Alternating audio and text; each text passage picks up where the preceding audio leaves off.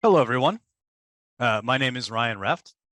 I am historian in the Manuscript Division of the Library of Congress, and I am joined by Loretta Deaver and by speaker today, Mike at Amezcua, who's a Georgetown historian discussing his book, Making Mexican Chicago. I would like to remind everyone this is being recorded. So if you do want to participate in the question and answers, it will eventually end up online on the library's website. With that, I'd like to get started and introduce both my webinar partners. First, Loretta Deaver is a reference librarian in the Manuscript Division of the Library of Congress, where she assists people with on-site and remote research in the library's collections. She is the author of several of the division's guides, including a guide to LGBTQ topics, materials related to the U.S. Supreme Court, one of which was highlighted in today's Washington Post from the John Paul Stevens papers. So that is a very worthwhile library guide to check out. Myself, I oversee our domestic our collections pertain to domestic policy and politics in the 20th and 21st century, hence why I'm having this talk today with Mike. You can see some of my work, whether you want to see library guides on our federal judges' papers or Watergate. I've curated War I exhibits a couple of years ago and a Watergate exhibit last year. So, and I write for Unfolding History, one of our blogs, which of course I encourage folks to check out Unfolding History, where you can also see 5 questions with Mike in Unfolding History, where he discusses this book in detail as well. Some of the points which we'll touch upon here in this talk. Who is Mike Amezcua?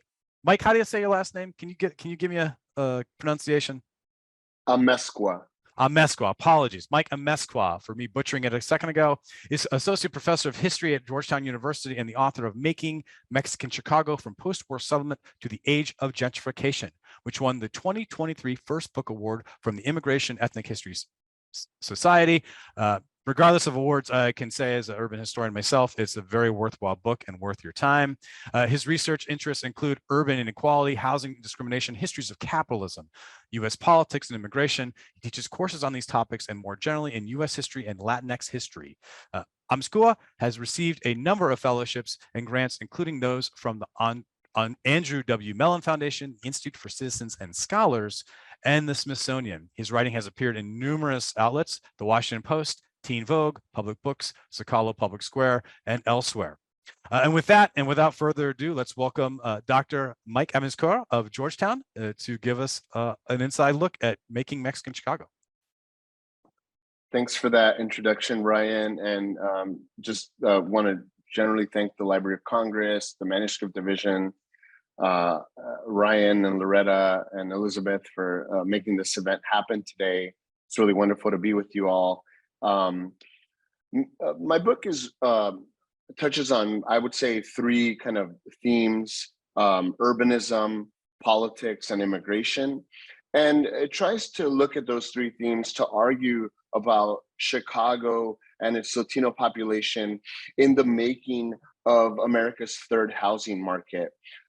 This image that you're looking at today from the American Folklife Center from the Library of Congress is an image of a panaderia in a little village, a kind of preeminent Mexican-American neighborhood in Chicago.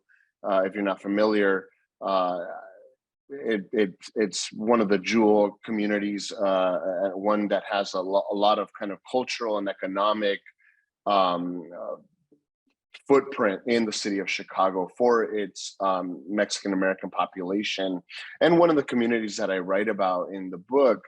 But in creating America's third housing market, the book makes an argument about positioning U.S. housing histories away, not necessarily in a silo from kind of more powerful histories of Black segregation and containment, but in dialogue with a population that has been largely not considered as much in housing histories of the United States in the 20th century, which are Latinos or Latinx people. And so the book is really about the creation of the southwest side of Chicago in the context of the city's management, if you will, of kind of Black containment, Black segregation, white flight, and the entrance, settlement, emergence of a large Mexican immigrant diaspora that really grows from predates World War II, but it of course becomes even bigger in scale in the 1960s, 70s, and 80s. And so I look at the formation of communities in Chicago known as Pilsen, Little Village, the back of the yards, and not how those communities naturally became Latino, but how they became battlegrounds in a kind of struggle over resources, and in a struggle between ethnic white communities that are either looking to leave the southwest side of Chicago and head to the suburbs, or choosing to stay and fight for their communities, right? And so what happens to these moments or these neighborhoods at a time when ethnic whites are resisting kind of demographic change or demographic diversity in their neighborhoods, and at a time when there's a kind of housing crunch for where Black and Brown communities will live in the city of Chicago. And so I guess to kind of not meander too much, it's a book about placemaking. It's a book about politics and the kinds of political coalitions and alliances that Mexican immigrants and Mexican Americans make with the power brokers of the city, with neighborhood organizations, as they broker new relationships and access to neighborhoods that had been previously restricted to them in the city of Chicago. I think it's important to know, for those not familiar with Chicago history or even housing histories, that Chicago, while of course it's been a magnet for all sorts of immigrants since its founding, it has also tried to really shape itself into a kind of industrial giant in the United States. And of course, Chicago is famous for becoming a magnet of industrial capitalism. The stockyards, the railroads, the steel plants, all of these industries attracted all sorts of immigrants. But Chicago also, what it initially did not plan for was how these various different groups would live in the city. What neighborhoods would they live in? Where would the housing be located?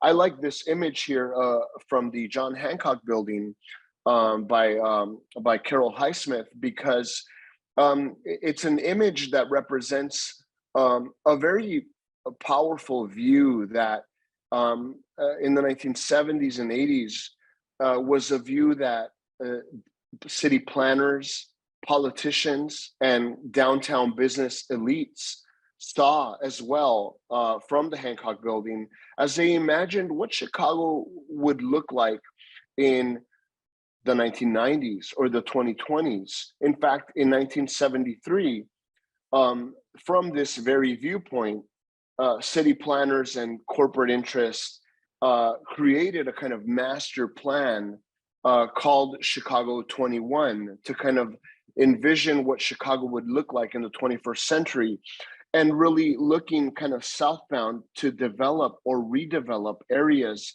that these folks, these stakeholders felt would attract new tax revenue, a new kind of workforce, and really lift it up and place it into a larger economic prosperity. What they did not consider was how this economic prosperity left marginalized communities outside the bounds of that prosperity. And so my book really delves deep into those kinds of views at different scales, and how it impacted Mexican American communities in Chicago, and how they fought against visions and plans like that.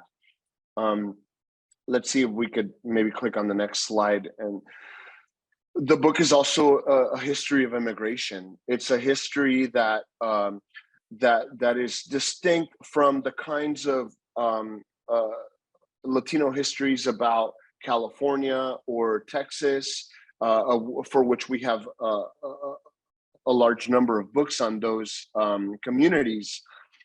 We have less books on Mexican migration to Chicago and to the Midwest more generally.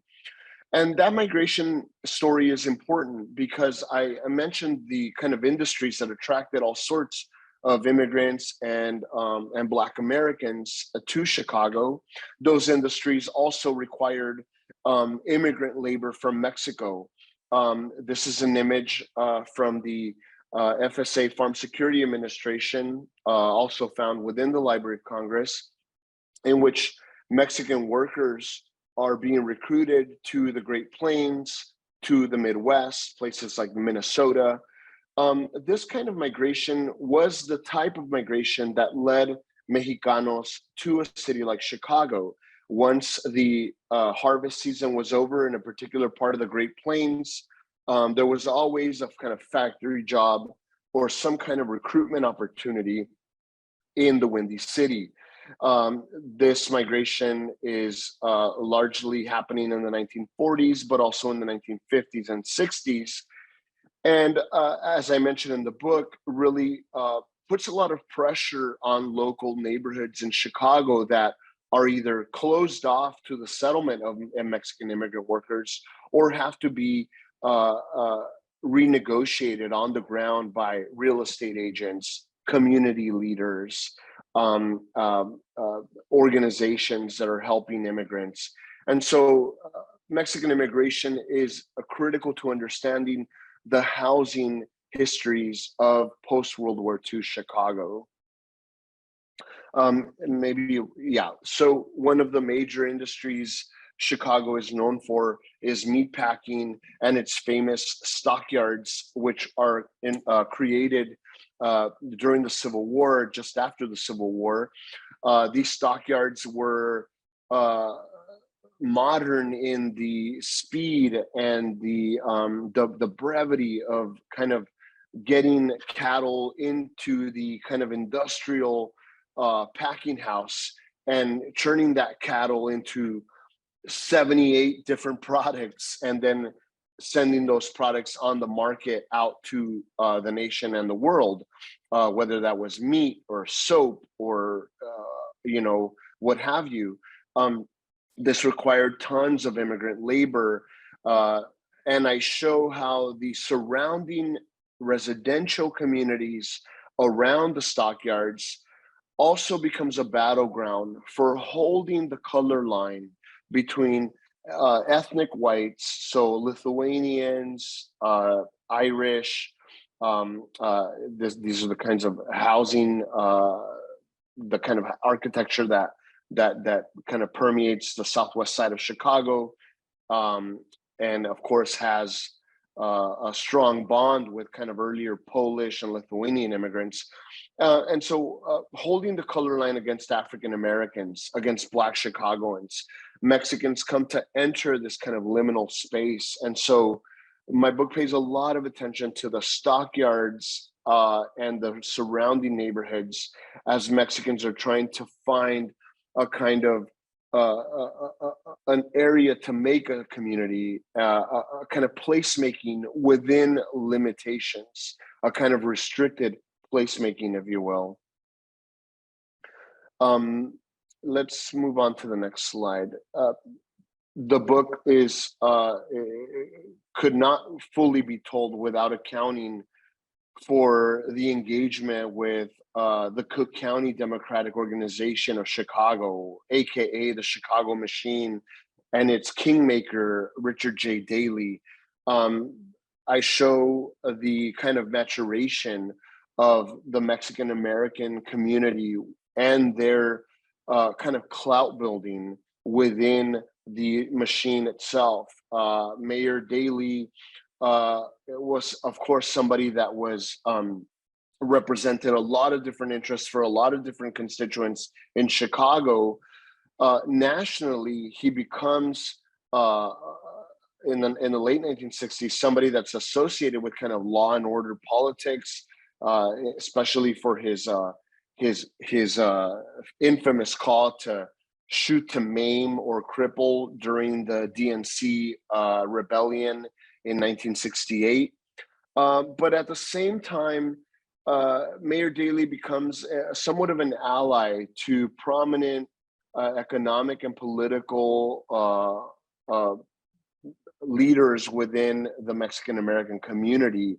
Without his help, Mexican American leaders can't negotiate the entrance into commercial properties, business permits, ethnic white neighborhoods that are represented by white aldermen that won't budge or won't be easily it won't be an ally to Latinos, right? So Daley is somebody who plays a pivotal role in allowing these kind of elites within the Mexican American community to kind of be spokespeople for the Chicago machine. It was a problematic and complex relationship, but one I have to spend a lot of time on in the book to really show the nuances of that relationship, and then later the kind of backlash against that relationship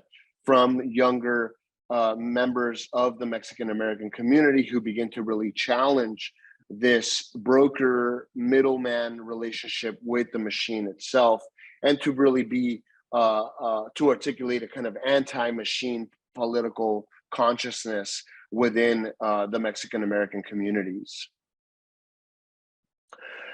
The Library of Congress Manuscript Division, although initially I thought may not have much for my book or my study on Chicago, ends up becoming a place for a really big breakthrough for me.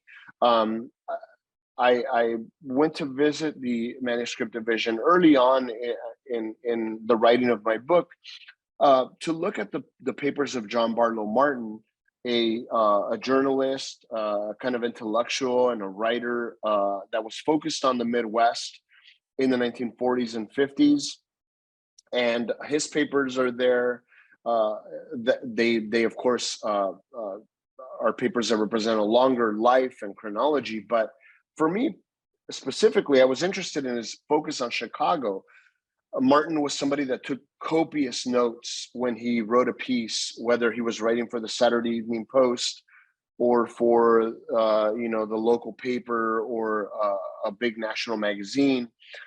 And in those notes, he wrote about the little people, immigrants, people of color. I focused on his work on the southwest side of Chicago, where he wrote a lot about Mexicans. And I was able to really get a lot of kind of details on two particular items. One was the details of deportation, how federal agents kind of swooped into Mexican tenement buildings and extricated Mexican aliens, Mexican immigrants out of those buildings. Martin, again, wrote down with a deep level of detail how that process happened. That was so valuable for me. The second point was that he also led me to more knowledge about a figure that I write about in the book, a real estate agent by the name of Anita Villarreal. And she makes it into Martin's notepad, and he was able to really kind of give me a larger vista of all of her dealings and operations in the Mexican community, which led to other breakthroughs for me in the book. So the Martin papers were quite valuable for me in producing this book. And then just to finish off the slideshow here, just a few more photos of a little village, which are really amazing images that are not in my book, but that I would hope when they become part of an archive or analysis for other future scholars, because the American Folklife Center collection has a ton on the southwest side of Chicago, a lot of amazing images, like these young people hanging out in front of a community store, and then you could see the reflection of the housing of the Little Village neighborhood, which is so amazing for me to see.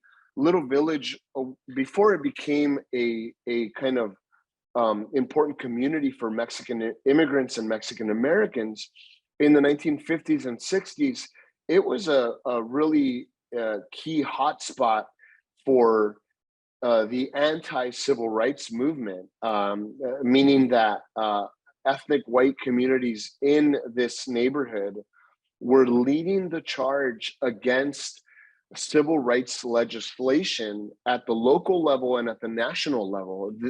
One of the things that they were trying to stop was this idea of kind of open occupancy ordinances. They were trying to stop the kind of fair housing laws that were being passed at the state level and at the national level. And so this community, South Lawndale, was really trying to stop that demographic diversity early on. And of course, at some point, it gives up that fight, is unable to maintain that fight, and it becomes a key place for the kind of urbanism, the Latino urbanism of Mexican Americans and Mexican immigrants. This image of Supermercado Cárdenas is really striking for me, because this is one of the first major supermarkets that is owned by a Mexican immigrant in the community.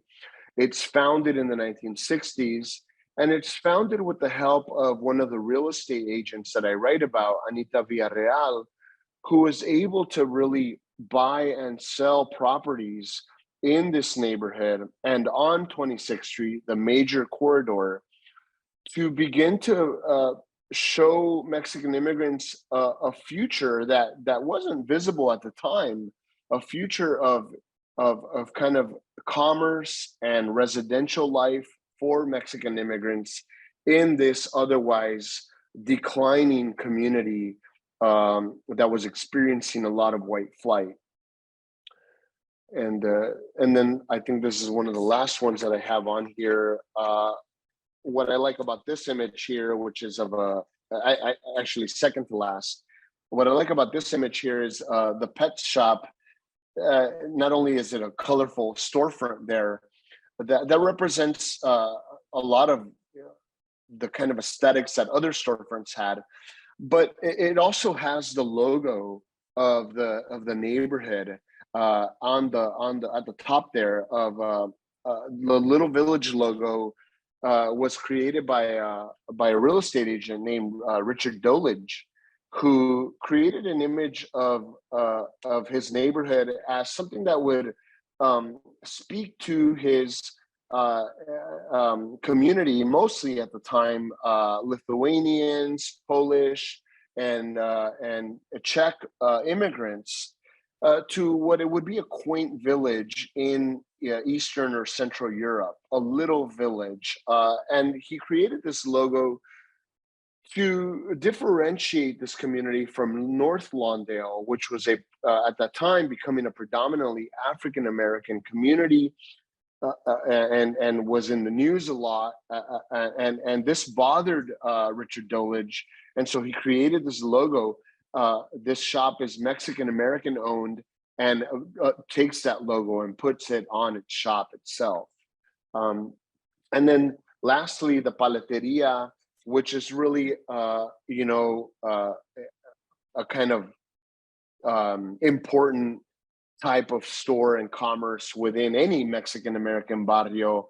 But I think largely what it represents for me is really the kind of storefront culture that Mexican immigrants and Mexican Americans created in what was otherwise a very economically depressed neighborhood in the 1960s, and as it transitions from a kind of Eastern and Central European community to a Mexican community, Mexican immigrants are able to bring the kinds of shops that existed in Michoacan, in Guanajuato, in Jalisco, and kind of build them in a new kind of Chicago style image on 26th Street on the southwest side of Chicago. And then, of course, this kind of shop can be found almost anywhere in the city of Chicago today and in the surrounding suburbs. But at the time, in the 1960s and 70s, would have been something that would be kind of relatively new to South Lawndale. And so with that, I think maybe we can pivot to the conversation with Ryan and Loretta, unless I have another slide, I'm not sure. No, it's great, Mike. Loretta, you want to take it away?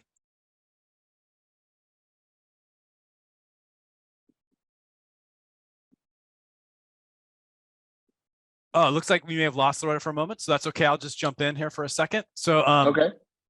it's okay. She'll be back in a sec.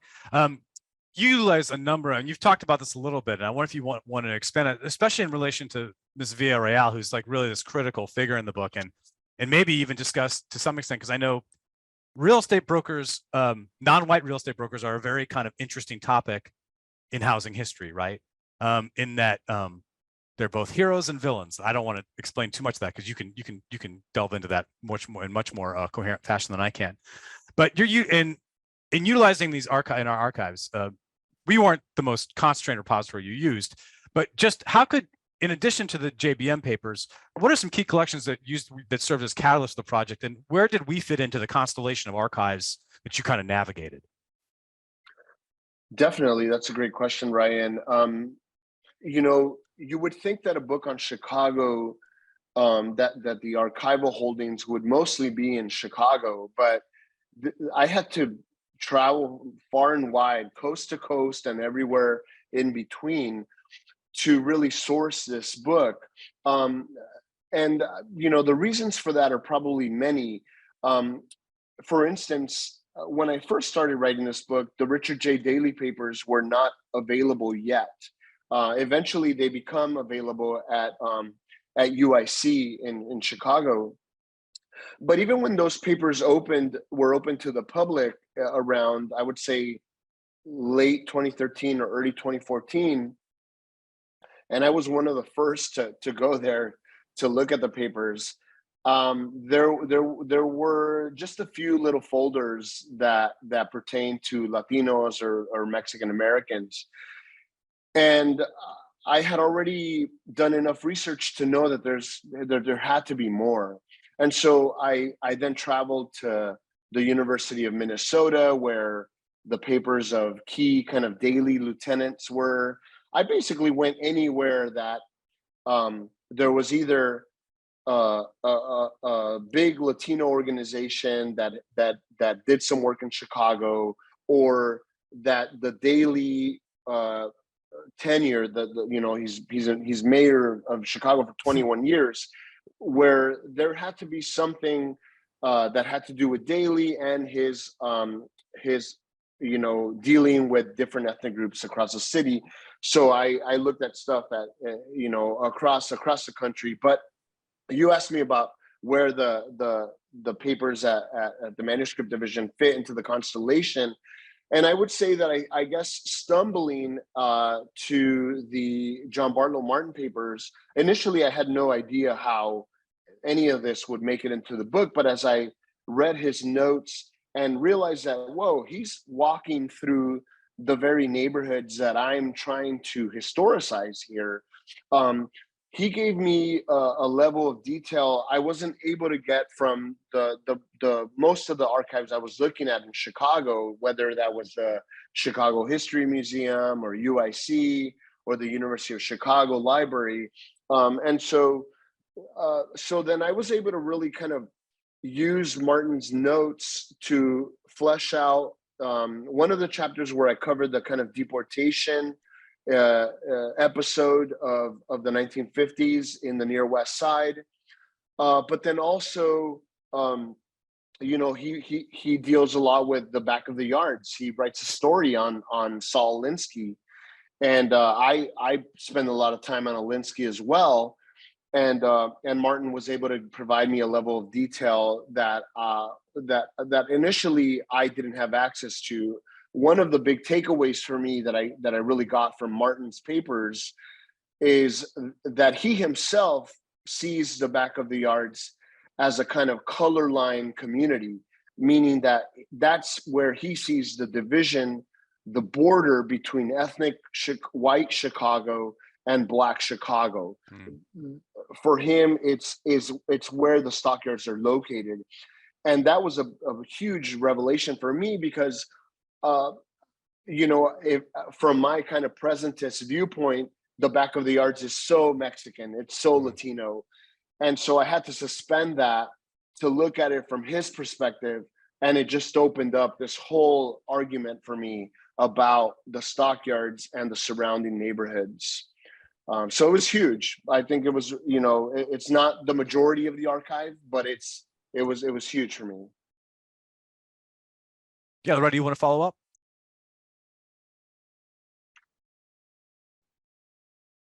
Yeah, following up on that question, your research incorporated a diverse range of material and archives, from secondary sources to archival materials to interviews with family. How would you describe your research journey, and do you have tips for others in regards to engaging and organizing research for such a large project? Oh boy. I try to limit the kind of advice I give in terms of research, even to my own students, only because I feel like I don't have as organized a method as I would like to have, even now after all these years of being a historian. But I would say this, one of the things that I used to do that I think is not very helpful is I used to go into a reading room or an archive and just with my camera phone photograph everything that I came across, like every single thing. And I've since then learned that, there's only so much time in your day and in your life.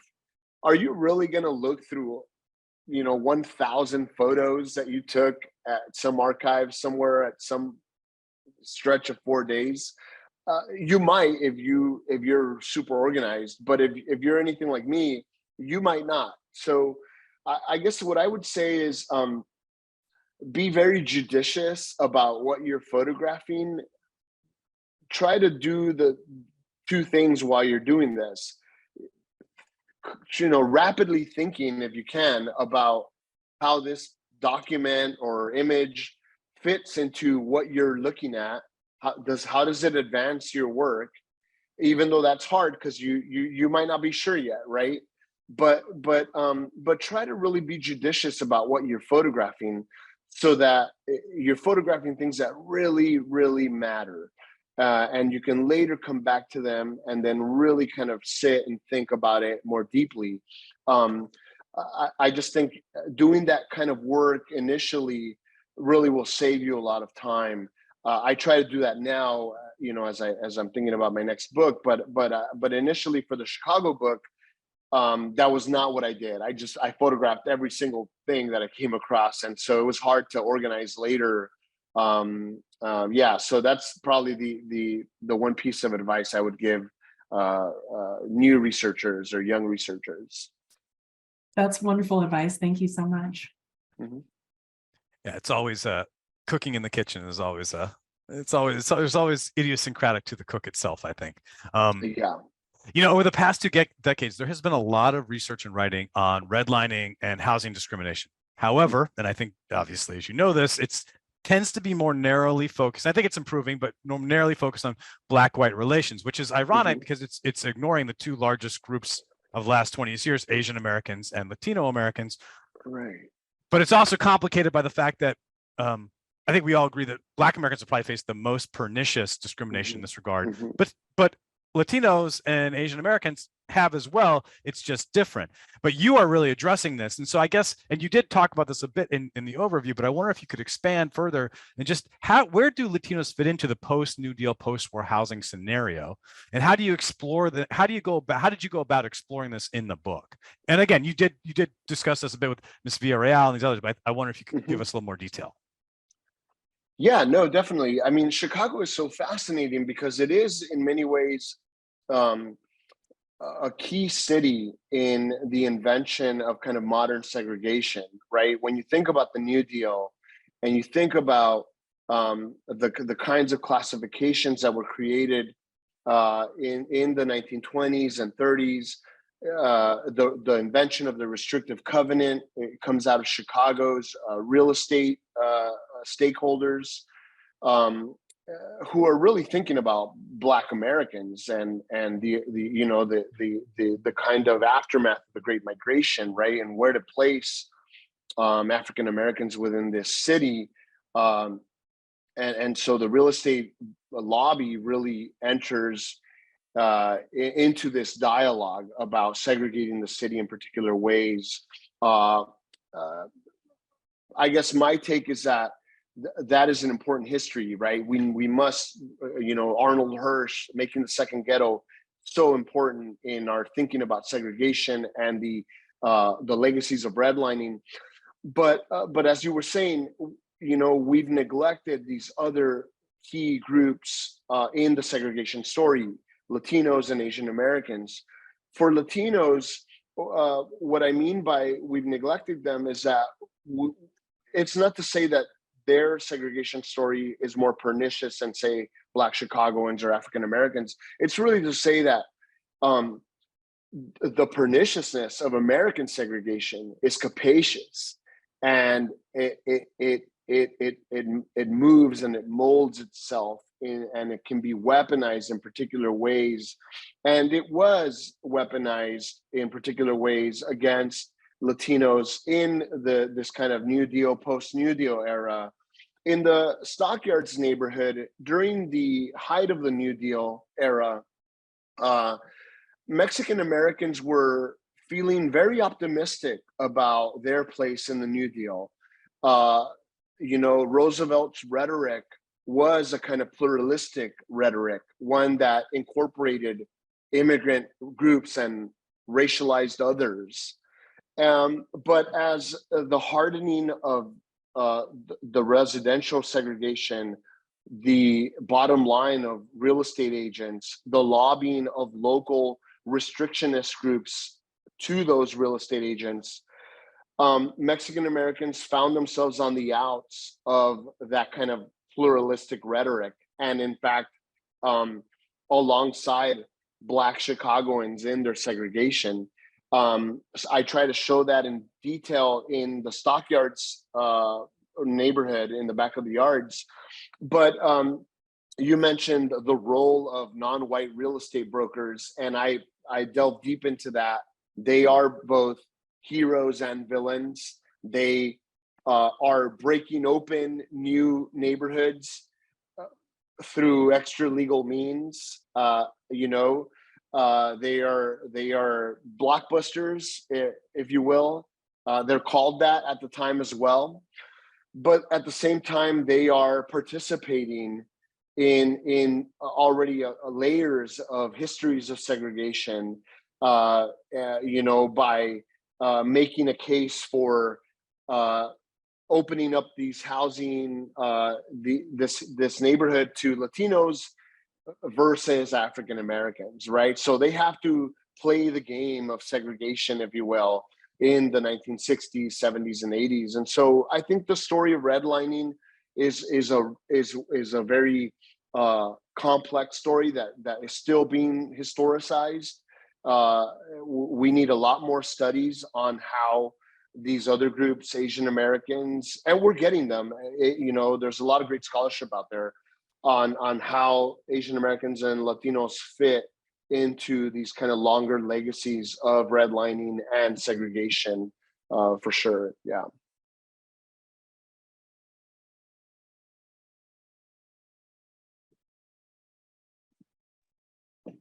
Uh, yeah, just to follow up on that, Loretta, you want to take the next one?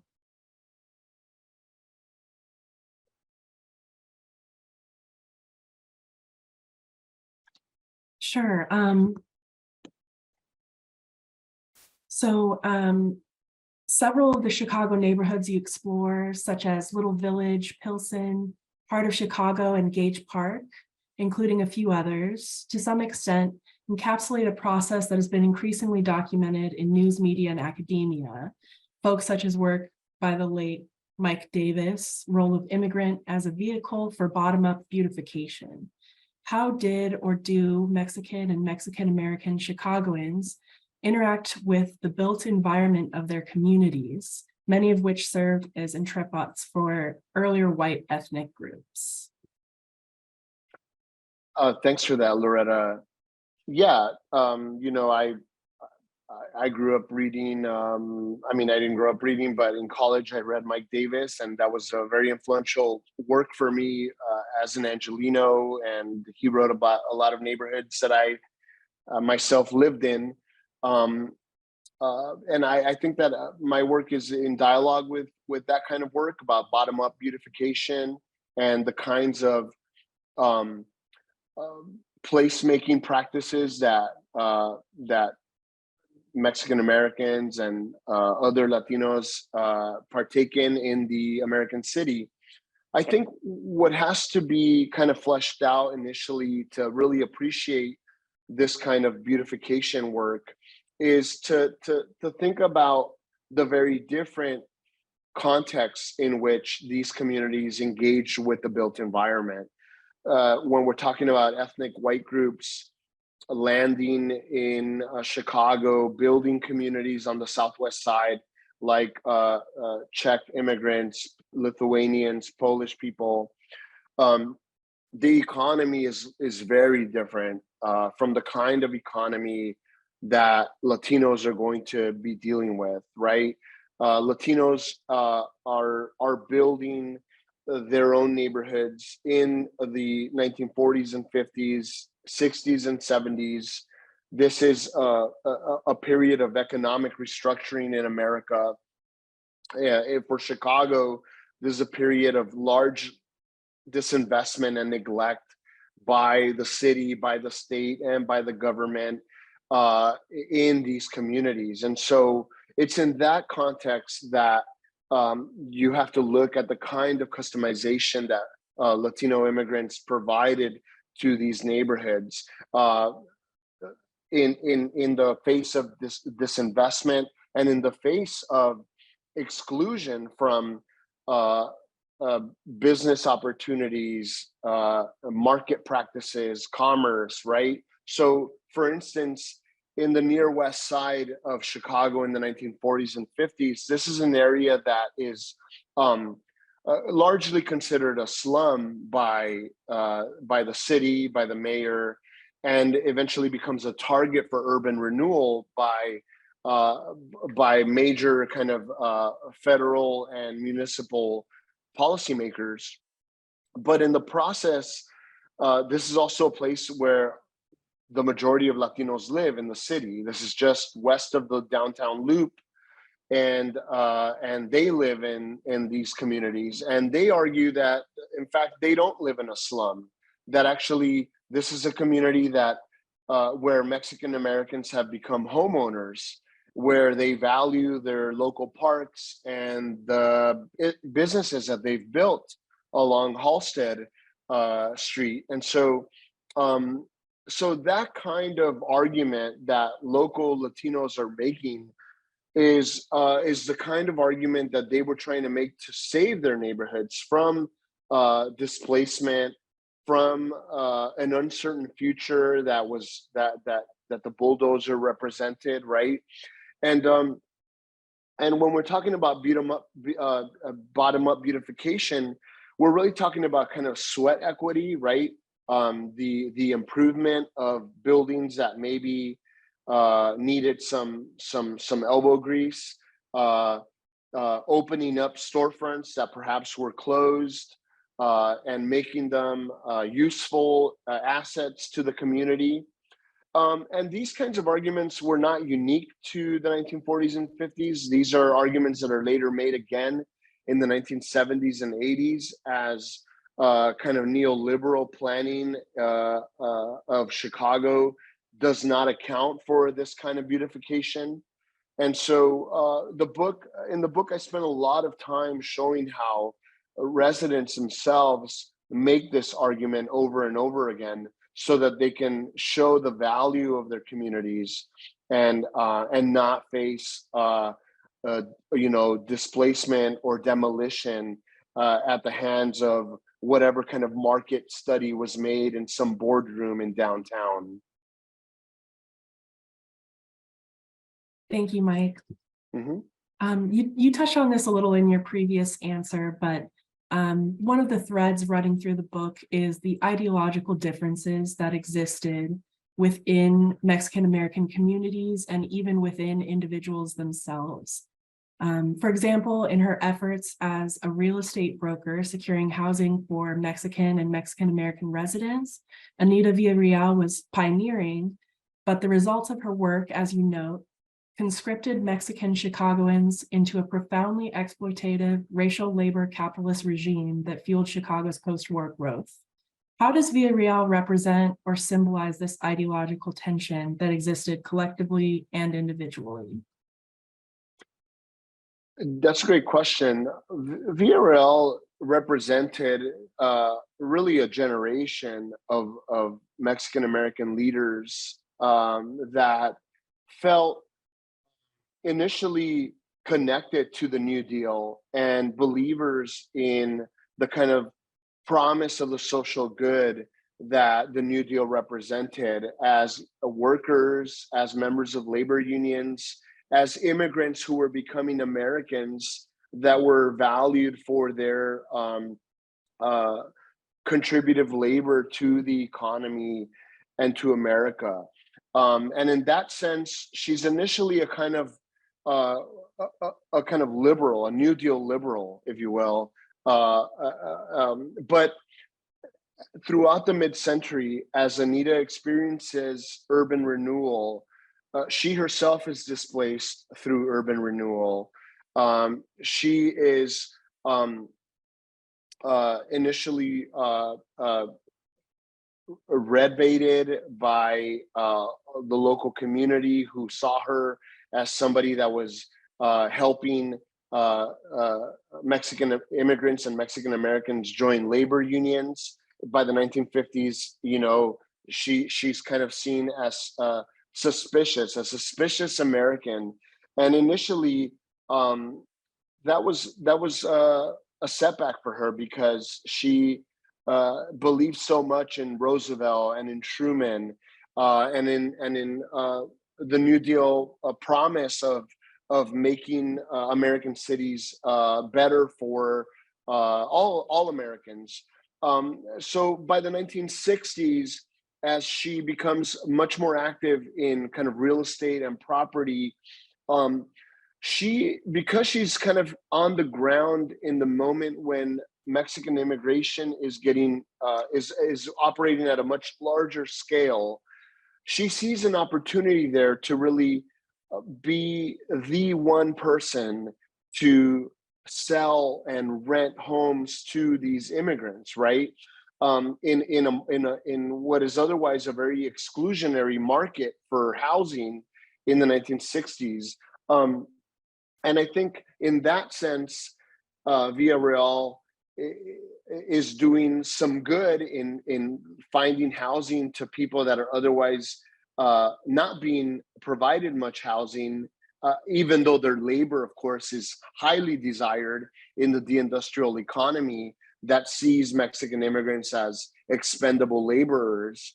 But in other ways, she's just kind of doubling down on and it's really, it's part of a larger system really that is has already seen the Southwest Side as a place for non-white Chicagoans, right? One of the stories that we don't tell about redlining is that redlining maps only represent really the 1930s and 1940s. who is mapping the communities in the 1950s and 1960s. This is when third-party companies step in to racially redline and map for the lending industry these communities. And so these are the maps that Anita Villarreal relies on to see where she can sell homes, where she can operate. And not just her, but also white ethnic real estate agents who have essentially turned their focus to Latino immigrants as well, right? So in that sense, they're partaking and doubling down on already a geography of inequality that respects the boundaries that have already been created by a larger kind of real estate industry that has laid out the racial geography of greater Chicagoland, right? Saying you can play with this space, but not this space. And so these real estate agents who are minor players in a larger system go ahead and play within that space, right? And create or really are already just kind of doubling down on a geography of inequality. So I hope that wasn't too abstract, but it really shows that kind of dual role that people like Anita Villarreal or any other real estate agent operating in the southwest side of Chicago is thinking about at the time. Yeah, it's great. It's a really complex, I mean, it's a complex issue. So there's not going to be a simple answer. And you're talking about an internal divide in an individual, let alone a community, right? Mm-hmm. So we're moving into the Q&A section. So obviously, folks, if you put questions into the Q&A box, we will ask them. First question. In your book, as well as Natalie Molina's recent work, A Place at the Nayarat, and even in the Steve McQueen film Mangrove, if you had a chance to see that, it's part of the Small Axe series. That's about basically a small London restaurant that ended up being kind of like a center for the local West Indian, West Caribbean community to organize against the discrimination they were experiencing against from the London police. And I know that Molina's book does something similar with Los Angeles and Latinos. Restaurants seem to serve as a center for community, especially for immigrant communities, but also as a source of political activism. How did you discover and document this? Because you do talk about this to some extent in Making Mexican Chicago. And what does it tell us about urban history more generally? Definitely. I mean, Natalia Molina's book, A Place at the Nayarit, really hits this point very, very well, which is to say that these restaurants owned by immigrants become, and this is her argument, kind of urban anchors for placemaking. And as you say, can lead to kind of consciousness building to later challenge discrimination from particular industries, the police, the city. I don't look specifically at one restaurant, but I do look at kind of this kind of merchant class of Mexican American leaders that are really interested in building economic power in their communities in the context of a lot of neglect and disinvestment, right? Part of the reason that Mexican American business leaders build a connection to Daley's machine is because they want to access neighborhoods with aldermen that won't budge, right? An alderman, as you know, Ryan, controls everything within a Chicago neighborhood, right? And especially in the era of Mayor Daley, you want a business permit, you want a liquor license, you got to go through the machine, you've got to go through the alderman. So they kind of go around the alderman to go directly to Daley to build businesses. Now, you talked about businesses that then become important places to then create a kind of movement against something. And indeed, that happens as well in the 1960s and 70s for the era of the Chicano movement, young Mexican Americans who are becoming much more politically conscious, are actually questioning their own leaders within the neighborhoods and this allegiance to the machine. They also utilize neighborhood assets like restaurants and community centers and they do what they would call liberate these buildings. They take over community centers to liberate them from the machine and for the Chicano movement, for the kind of liberation ideas that this young generation of activists had, that was trying to liberate these storefronts, these businesses, and make them be vehicles for liberation and for the Chicano movimiento. And so in that sense, they also become, to borrow Molina's phrase, urban anchors, to then build places that are meaningful for Mexican Americans. You know, Pilsen is a community that is, I would say, the main community for this kind of action that I'm talking about, right? One of the cultural centers in the 1960s, which was called the Howell House. It was a kind of a settlement house within Pilsen for earlier immigrants from Europe, gets liberated by the Chicano movement and turned into Casa Aslan, the kind of mythical homeland of Chicanos, right? Which we associate with the West Coast, Southwest, Colorado. But Mexican Americans named this building Casa Aslan. It becomes a center for Chicano art, for thinking about movement politics, challenging the machine, community control. And in that sense, borrowing from again, this idea of the kind of cultural assets of the neighborhood, to make them relevant and responsive to the needs of the community at the time. Yeah, no, that's a great answer. We only have about a minute left. So just to finish up, one, thank you very much for the talk, Mike. Two, thank you very much to Elizabeth Schreiber Byers for producing the talk. And thank you to my partner, Loretta, in giving it. I also want to just, as we exit here, you know, I remember reading about Pilsen and these other communities. I grew up in Chicago, as you know, and just like the other immigrant communities, many folks had moved out to the suburbs and would still come in on the weekends to go to the local like bakery or whatever. And you still see that. How much of that, and you know, we don't have much time, but how much of that do you see that similar pattern occurring here for Mexican Chicago as you did for, and it may not be, but how much you see it as opposed to prior immigrant groups? I think it still happens. I mean, you know, obviously Latinos in the greater Chicagoland area, they live everywhere, right? They live in all the suburbs and all the wards, the 50 wards of Chicago. And in that sense, return to their favorite panaderias or restaurants in the old neighborhood. But I think what's happening is that the old neighborhood is also disappearing. Pilsen is a very different Pilsen from probably the Pilsen that you remember back when you were growing up, Ryan, in that it's, this is a place where panaderias are becoming extinct with gentrification and the kind of changes, economic changes happening in the area. And in that sense, there is a loss there. Something's being lost for sure, that was hard fought and people created. But in other ways, Latinos have expanded out into other areas and recreated these kinds of spaces, these restaurants, these urban anchors that exist now in Elmhurst or in Alsip or in Oak Brook. And we've got to look at that too. I feel like that's really understudied. We need a lot more scholarship to understand that kind of urbanism or suburbanism by the Latino diaspora, for sure.